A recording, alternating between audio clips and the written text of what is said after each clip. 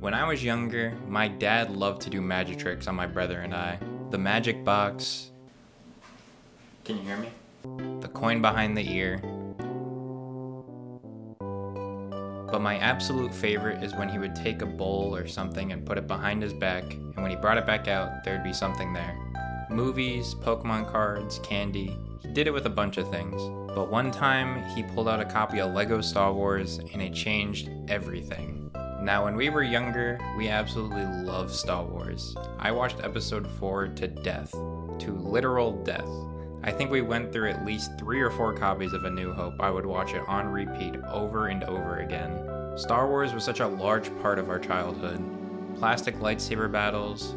We used to have these massive battles with these Star Wars Playskool toys. We couldn't get enough of it. We also, like many kids, loved Lego. We didn't have a ton of sets from what I remember. My brother got this Grievous one for one of his birthdays. I'm pretty sure I had one of these. But what we really loved were the minifigures.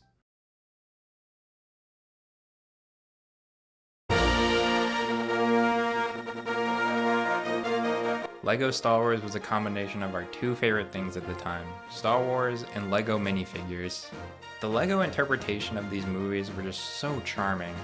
Going through some of our favorite scenes and seeing the twist they would put on them without voice acting and just adding stupid little jokes. For 2 young kids, this game was awesome.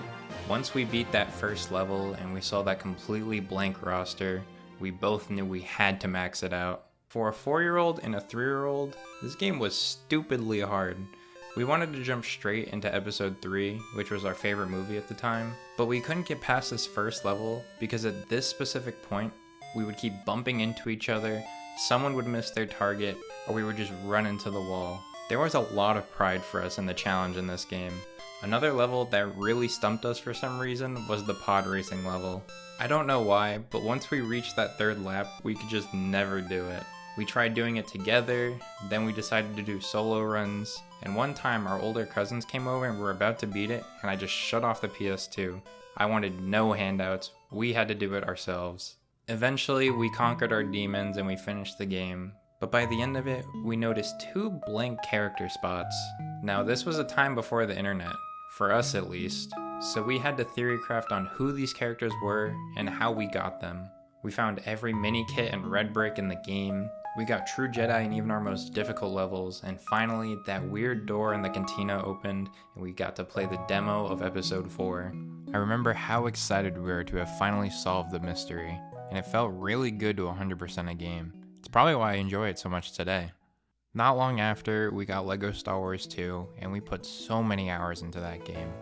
4, 5, and 6 were always our favorite movies, and they were honestly really well done.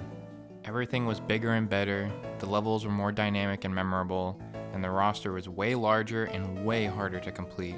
These 3 specifically took us genuinely forever to get. We had to grind for hours and hours and hours and hours just to save up for one. But as soon as we did, it was insanely satisfying, and we immediately began to fight over who got to use them first, even though they all did the same thing. We went through multiple PS2s, but by the end, we finally hit 100% in Mos Eisley Cantina, and what did we get? This has got to be one of the lamest 100% rewards, maybe in all of video games. But honestly, we were still pretty happy about it. For Christmas of 2006, we got one last LEGO Star Wars ride. That year, Santa left us our own DS's and each a copy of LEGO Star Wars The Complete Saga.